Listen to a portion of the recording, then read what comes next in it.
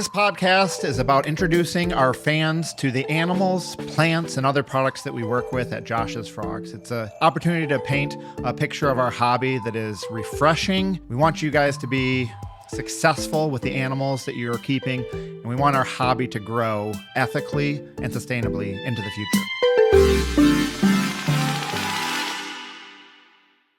Welcome to the Josh's Frogs podcast. I have Austin with me today. We're going to talk about Fire-Bellied Toads, but before we do that, just want to let you know that the Josh's Frogs podcast is brought to you by Josh's Frogs. We're your one-stop shop for all your reptile and amphibian needs. We do captive breeding here at Josh's Frogs. Everything we sell will be captive bred, but we also carry everything you need to take care of those animals. So all the feeder insects and even frozen mice, rodents as well. We do all the supplies you need, from substrates to caging to lighting to heating, all that kind of stuff. Then we also do the live plants to make those naturalistic setups. So check us out, joshsfrogs.com. Tons of videos, blog articles, care sheets, and then customer service team that's ready to help you guys be successful with what you're keeping. So without further ado, welcome again, Austin. Remind us a little bit about what you do at Josh's Frogs so that people can understand that. So I'm the curator of tree frogs and toads, which I'm still brainstorming on a better name for the department in general, because we're expanding into things like newts now. Yeah. So it's not, those aren't tree frogs or toads at all. For the longest time, I was in charge of the other animal department, which was very just that doesn't sound professional at all. That's awesome.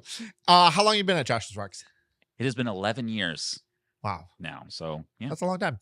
All right. So over the 11 years, give me your favorite species that we worked with and were successful with. What's your favorite of that 11 years? My favorite, I feel like it's probably either the sylphs or the yellow spotted climbing toads. Cool. The sylphs, I just think they're amazing with the way that they breed, because they're direct developers. Yeah. And they just bury their eggs, and it's like a little egg hunt. Yep. Every single time you go through their tank every month. And that was always fun. And then the yellow spotted climbing toads were like the first thing that I did kind of on my own here, where we didn't know what we were doing and kind of just try different things to get it to work. Cool. Give me the easiest thing to breed at Josh's Frogs. What species that's just the easiest to breed? And then give me the hardest. What's the hardest thing, the most difficult thing to breed? It's probably the reed frogs for the easiest. Okay. I remember back when I first started, it was just, we were trying to stop them from breeding. We've had them breed in literally an 8-ounce cup of water before, where it's that's not going to go well for those poor tadpoles. What were you thinking? Yeah. And then the hardest thing, it would be all the stuff that we haven't really been successful with yet. I feel like the most attempts that we've had ever with just I know that they can lay these eggs is the tomato frogs. And those guys are just so frustrating. Yeah. Because you can you flip over the females and they're just full. They're full of eggs. And you're okay, you're ready. And then you put them in. The males call like crazy. They get into amplexus, and then they don't do anything. How frustrating. Frustrating. Cool. All right, we're going to talk about Fire-Bellied Toads today. What is a Fire-Bellied Toad? Somebody who may or may not have ever seen one, just describe everything you can tell us about Fire-Bellied Toads. So Fire-Bellied Toads are an old world species of frog. They're not toads at all. They are bumpy like toads, but they are not toads. They're in the family Bombinatoridae. When I was in college, they were in the family Discoglossidae, and the way that I remembered that was because it's a disco party on their bellies. So these frogs are they are usually some sort of green on their backs, very bumpy. Some species are more of an olive grayish color, but all of them are very bumpy, and their bellies are always very brightly colored. when they are disturbed, a lot of times they'll do what's called an unken reflex, which is where they throw their hands up and they flip their feet up and kind of show off some of that bright color. Um, a lot of newt species do it too that Yeah. have bright colored bellies. And it's just defensive posturing. Be like, do not eat me, I am poisonous. And they are. So if you pick them up and handle them too much and they start getting stressed, they'll start secreting a toxin, which can be pretty dangerous to other pets that you have. So you definitely want to make sure that they're always secured in their tanks if you're keeping them. But yeah, the the main one, the Fire-Bellied toad, the Oriental Fire-Bellied toad, and the European Fire-Bellied toad, are very green Mhm. on their backs, and then they're very orange or red on their bellies, and they have like polka dots and spots all over. Cool. Now, which ones of these fire-bellied toads are actually in the hobby? What would people run across? What are the different varieties that they'd run across? The most common one is the Oriental Fire-Bellied toad, Bombina orientalis. Those guys are from China, Russia, and kind of like a lot of that Eastern Asia. Mhm. And then the next most common would probably be the yellow-bellied toads. They are a European species from Germany and more of like the Eastern Europe. Um, Lots of overlap with like your Bombina bombina, which is the European fire-bellied toad. But I don't think that we have those, at least not in the US. They Gotcha. probably have them in Europe. Yeah. But yeah, I have not seen any available in the US. And then there's some other larger species. There's Bombina maximus or maxima, and then Bombina microdeledigitatora, and that is the small webbed bell frog, which is the microdeledigitatora, and then the maxima is the large webbed bell frog. And it's literally their names are based off of how much webbing they have on their toes, which is not super helpful. And they don't have a very interesting name. So it's kind of like, okay, we might have to rebrand those if we ever work with them to make it more kind of just like people know what we're talking about. Yeah. But they're very large too. They're like a giant fire-bellied toad and Oh. very, very bumpy Yeah. and warty. Talk a little bit about size on these guys, and then maybe even compare them to some of the mossy frogs that are in the hobby as well Okay. too. So size, we have two species that we work with currently, the variegata, which is the yellow-bellied toad, and the orientalis, which is the fire-bellied toad. The fire-bellied toads, the orientalis, are bigger. They're like 2.5 inches when full grown. Mhm. And then the variegata are about 2 inches. The variegata are less colorful on the backs and also kind of on the belly. They're more of just yellow. And they have like a gray necklace, all of them, that kind of goes across their neck, and then a bunch of spots on their bellies, like the other species in the genus. And yeah, you can technically house them together, but it's not recommended. They can't hybridize to our knowledge, and they're not going to fight with each other. That would cause issues. But yeah, it's not really recommended. They're from fairly different parts of the world. Cool. So. Cool. Talk a little bit about how we set them up. What type of enclosure are they in when we're keeping them in captivity? So we keep all of our adults in pretty low, the exoterra low enclosures, so they're only 12 inches tall because they don't climb ever. We have set them up on water because they're pretty aquatic. For the most part, they're almost always in the water when we go and look at them. And they come out on these cork flats that we've set up for them. Yeah. We've also draped Java moss on the cork flats so that it's a little bit more bioactive. Like there's some filtration that's happening in the water from those plants. But we're still doing water changes pretty regularly because they eat and poop a lot. Yeah. And that's kind of it. We give them some fake plants as well to deposit their eggs on. But it's really just fake plants, cork flats covered in Java moss, and tadpole tea. Cool. And are you keeping the sexes together year round? Yep. These guys are hilarious to watch when you go and feed them. They don't know what to do sometimes, and some of the males will get so excited about the food that they forget that the food is there and just jump into amplexus with anything that's close to them. So they're not the smartest, I would say. But they're very fun to watch when you're feeding them because they just kind of go absolutely wild. Talk a little bit about feeding and having an animal that's in a lot of water. Like how do you manage that so you're not like you're just not sending a bunch of crickets to their death to drown. Like Um, how do you manage that? so you definitely get a handle on it. Usually when we have keepers start, um, there's some overfeeding or underfeeding that happens, and that kind of just like equalizes to the right amount. Yeah. So it's not abnormal to go into a room after a feeding day and be like, oh, that needs a water change today. Yeah. Just because there's a bunch of drowned crickets. Crickets are actually pretty good at not drowning just immediately at the size that we're feeding them.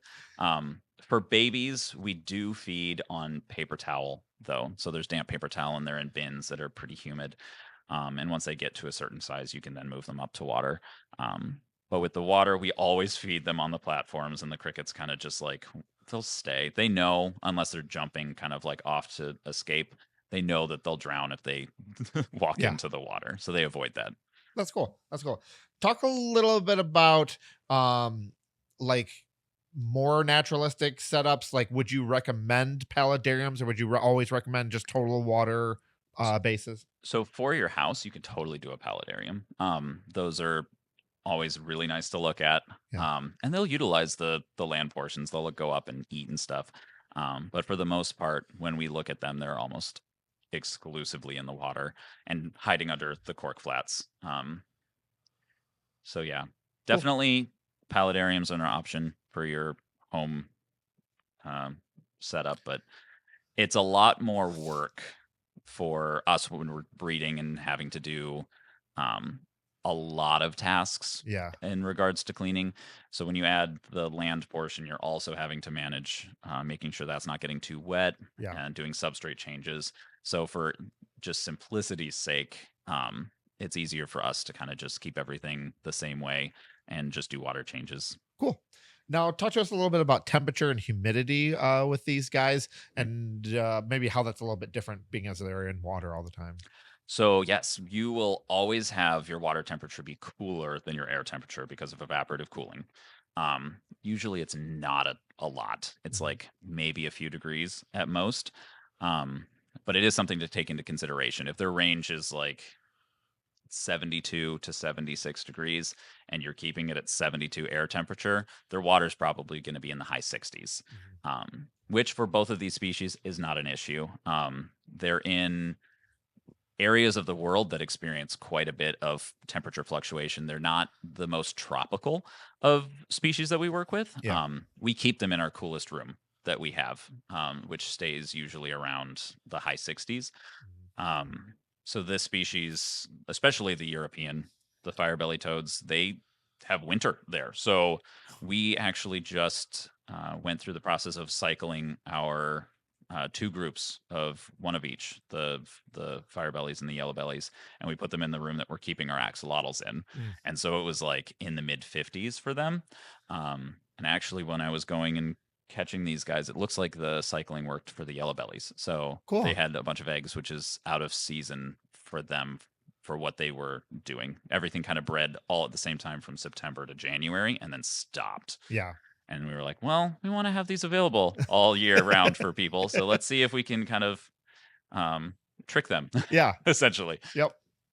So yeah, their natural range temperature wise can drop all the way down into like the low 40s to the high 70s. Most of the time they're going to be avoiding those higher temperatures outside, especially the European varieties. They're going to be in the water Yep. and probably underneath stuff, avoiding direct sunlight. The Asian species will be able to take it a little bit warmer. Yeah. But the Orientalis, their range goes up into Russia, which famously is quite cold Famously. during the winter. Talk a little bit about breeding. How are they breeding? What size egg clutches? That kind of stuff. So these guys kind of are, they breed a lot Mhm. when they get going. A female can lay anywhere from like 100 to 200 eggs at a time. We're usually getting multiple clutches a season from each female. And so usually we have from like September to January and a little bit later than that because the tadpoles stay around a lot longer. Anywhere from like just one tank of tadpoles to like 10, where we're keeping like 100 or so tadpoles per tank. So they're pretty productive. Most of their egg clutches are viable. Yeah. They're not bad at fertilizing the eggs and making sure that they get tadpoles out of them. And we do have to remove some moldy eggs, but it's not something like Mantellas are really bad at fertilizing their egg clutches, and you get like 50% sometimes. And it's just frustrating on that end. But yeah, they're pretty reliable breeders. Cool. Talk about sizing. How big are they coming out of the water? So they're like a quarter of an inch when they're coming out of the water. They're pretty small. Maybe you can be getting them out at like a half inch, depending on whereabouts in the egg clutch they are, if they're getting more food or not, if the temperature is warmer.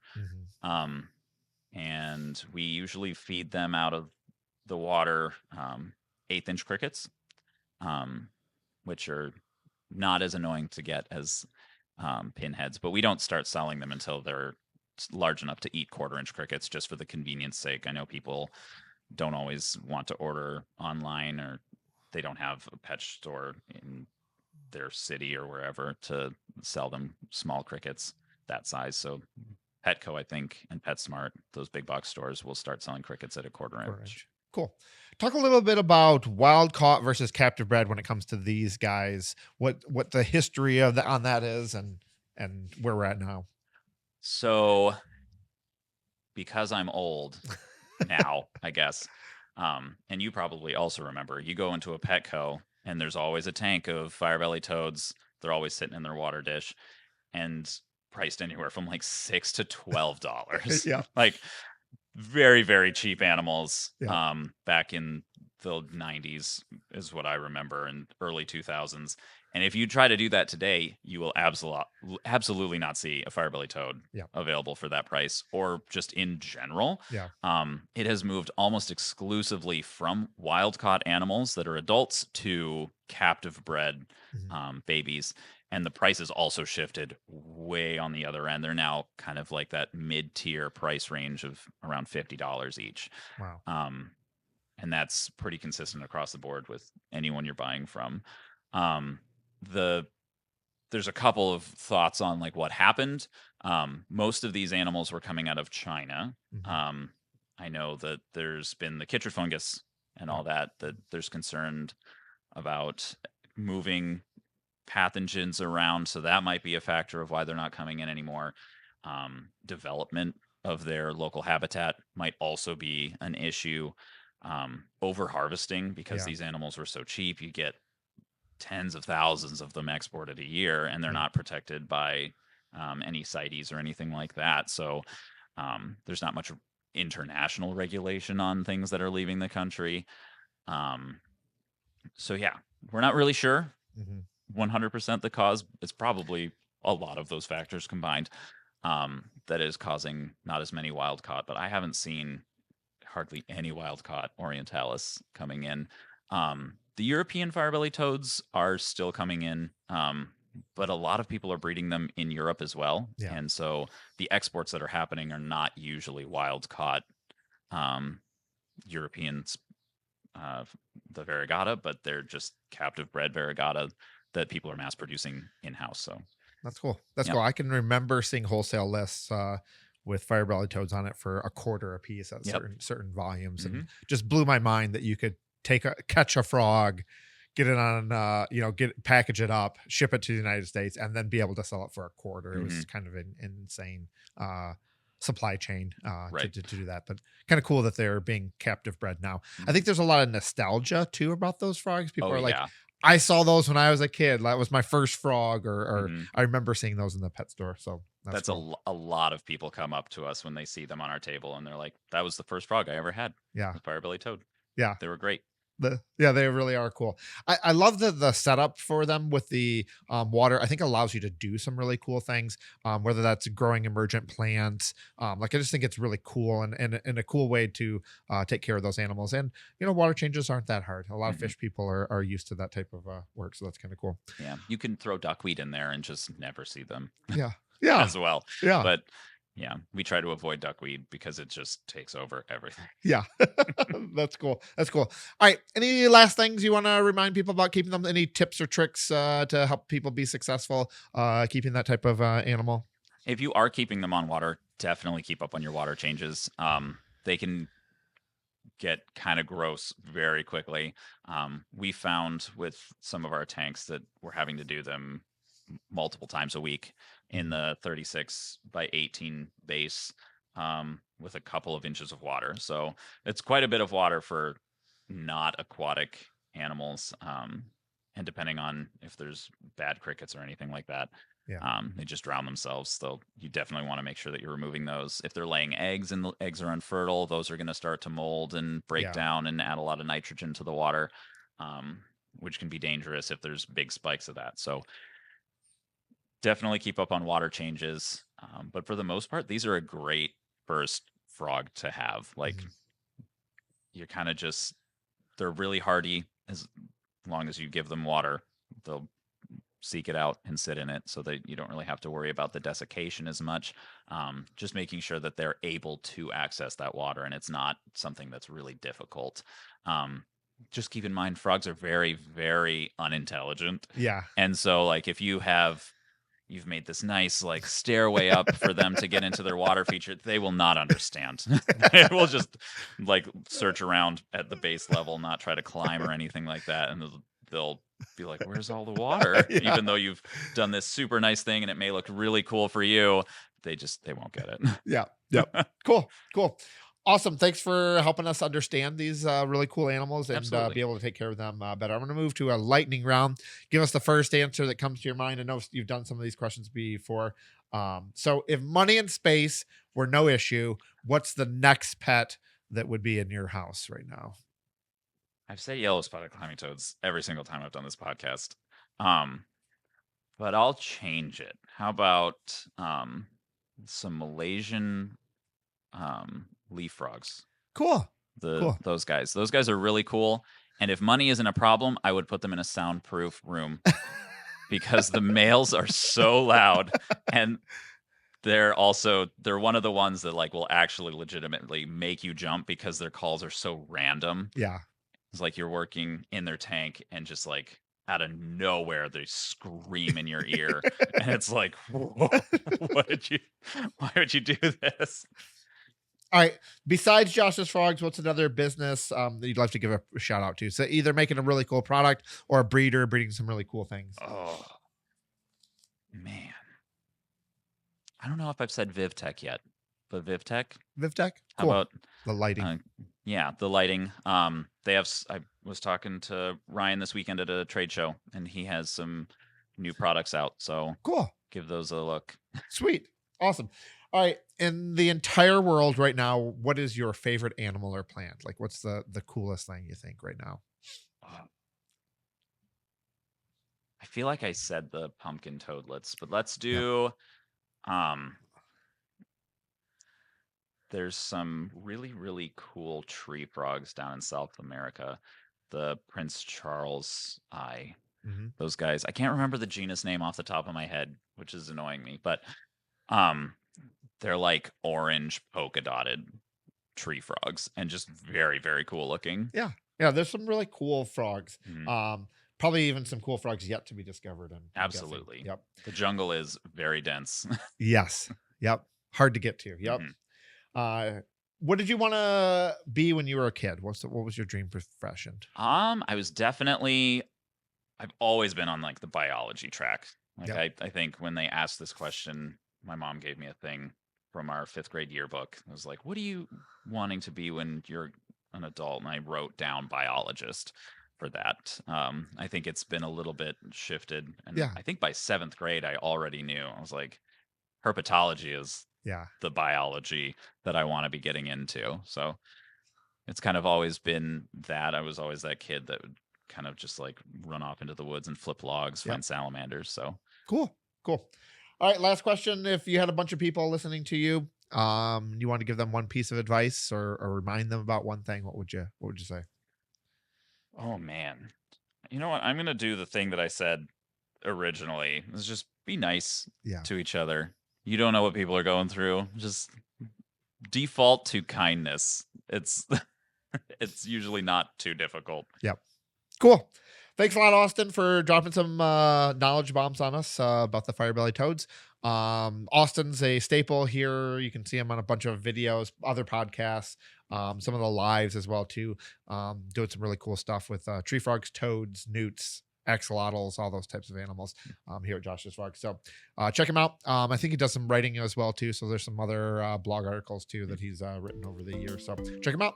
Thanks again, Austin. Yeah, you're welcome. Thank you for tuning in to today's episode. If you enjoy this content and want to stay up to date, make sure to like, subscribe, and follow us across social media. We always want to bring you the best content, so let us know what you think in the comments. And for all your reptile and amphibian needs, be sure to check us out at joshsfrogs.com. We have an amazing selection.